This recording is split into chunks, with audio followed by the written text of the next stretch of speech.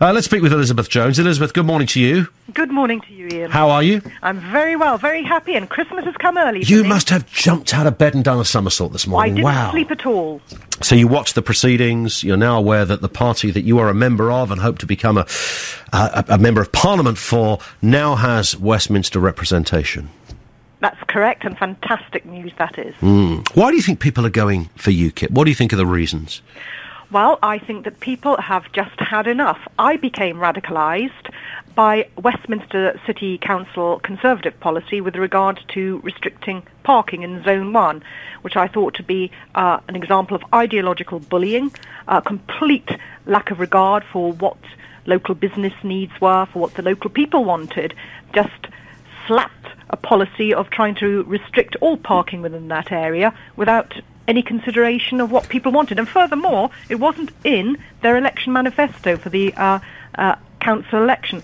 So I think people have absolutely had enough. The problem at the moment, you elect a party, you've got a 5-year dictatorship. There's nothing you can do during that 5 years. If they decide to swan off, for instance, we had the awful liberal, in inverted commas, interventions of the Labour Party, and we had Iraq, Afghanistan, Kosovo, Sierra Leone. Was I asked? Were you asked? Were any of us asked?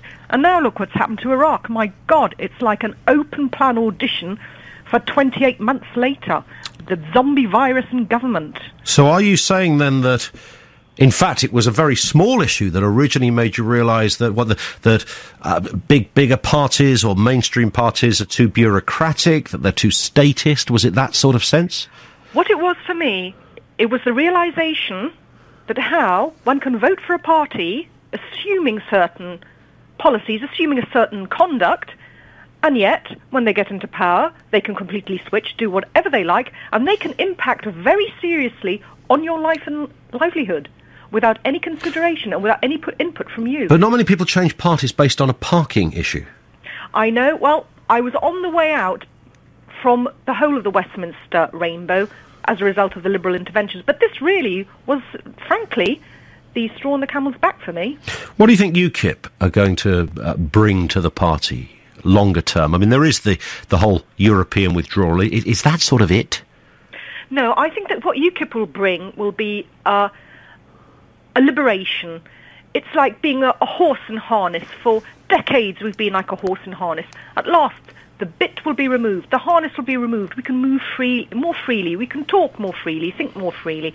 At the moment... Well, you want to stop people moving more freely, particularly over borders, don't you? Well, what we want is to have an appropriate and sensible migration policy. We don't think it's right that we should have open borders with regard to the EU. I mean, for a start, it's unfair. Other people from other countries don't have that opportunity to come here. So why the EU? It has a huge impact on our resources, as I'm sure you're aware, upon primary school places, housing, transport system, and getting around London is quite a nightmare. Even, driving around Kent is... Do you think that's because of what some Polish people jumped on the buses? I don't think it's about Polish people jumping on the buses, of course not, but it is. We have to accept that London is an absolute magnet for all of the many of the EU citizens who are, of course, free to come here, and it resulted in quite a significant population explosion within London and the South East. I mean, I know that Kent has been hit quite significantly with this boom in population numbers. But it's not just about population numbers, it's also about the sheer recklessness of Westminster. I think the liberal, in inverted commas, intervention in Iraq was absolutely reckless, as can be seen by the consequences. Also, we have the situation in Libya. For goodness sake, we were involved in the bombing of that. And Libya now is, well, it's... who knows? It seems to be absolutely chaos. There's no one in charge. It looks like that may well be taken over by Islamists. Absolute chaos. Did I have a hand in that? Did you? But our taxpayers' money was used to completely undermine an existing regime, which is now blown back and causing us problems and reducing our personal safety at home. On the issue of last night, then, Douglas Carswell, do you think people voted for UKIP last night, or did they vote for Douglas Carswell? He was a popular constituency MP anyway. Was it him, the man, or the party? I would say it's going to be, first of all, of course, it's going to be Douglas Carswell. He's a national figure. He's quite a controversial, quirky sort of MP. I understand he's been hugely popular there. He's been there since 2005. In the 2010 election, he got 53% of the vote. Last night, he got about 60% of the vote, so a slight increase. Yes, it's the Carswell brand, but it's also UKIP. This is the chance for the electorate to stick two fingers up at the existing political elite and say, no, we don't buy into your Westminster bubble. We don't buy into your ideology. We don't buy. But don't you just become that if you? I mean, is there not a perception at play here that we sort of perceive? We've always perceived people at Westminster. You could have done this phone in 1950 or 60 or 70. There's always that sense that, you know, what do they know in Westminster about what's going on here? You know, Scotland won, or almost they had and nearly won a referendum based kind of on that question that Westminster are out of touch. We always have that great British sport of bashing our politicians at central government, don't we? Well, we do, but I think it's getting worse and worse and worse. Frankly, it seems to me the politicians are coming from an ever smaller gene pool. Many of them go to the same school, they go to the same universities, the same age bracket. Like Nigel Farage, for example. Well, Nigel's a bit different because... Why is he different? Well, he didn't go to university. He went to private school, he's a millionaire, he's worked in commodities, he's done all of the things that most of those people that you would hate do.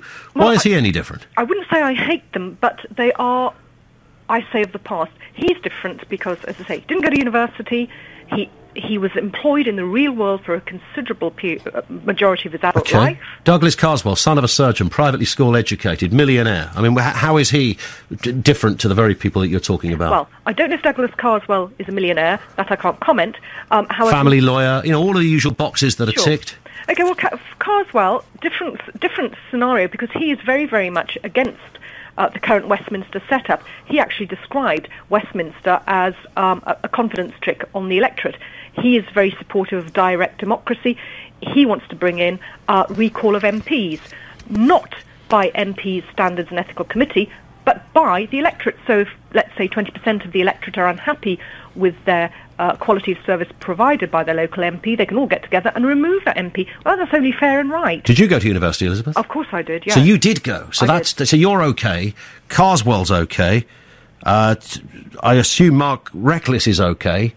So who is it you're not okay with about going to university or being from a legal type background? And again, you're from that as well. Well, yes, it's correct that I am from that. However, you have to appreciate, for over about the last 20 years, I have worked solidly in the private sector, and I have worked in family law, which brings me into contact with a vast variety of people of all ethnicities, religions, and economic backgrounds. So I would say that I have far more experience of the impact that economic policy and migration policy has on the country. It's quite interesting with divorce that normally after we have a surge of migration in from various countries around the world, maybe the war states, about 2 to 3 years down the line, we'll be processing the divorces.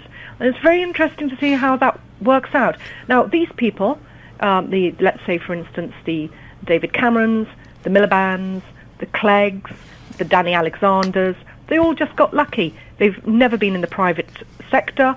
They've probably never shaken hands with someone or even breathed the same air as someone who did not go to university and is perhaps not as well off as they are. Just a final point, Elizabeth Jones. Mark Reckless, Rochester and Stroud. Do you think UKIP voters will turn out in the same way as they have done for Mr. Carswell next month? I think so. I think even more so. I think we're on a roll.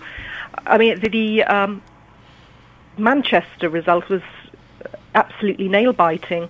I think we're on a roll. I think that Mark Reckless will succeed, and he will succeed by an even larger majority than he achieved in 2010. OK. Elizabeth Jones, thank you. UKIP, prospective parliamentary candidate for Dartford on the back of that by-election result and win for UKIP next month. Could it be replicated in Rochester and Stroud? Why would you vote for UKIP? What are your specific reasons?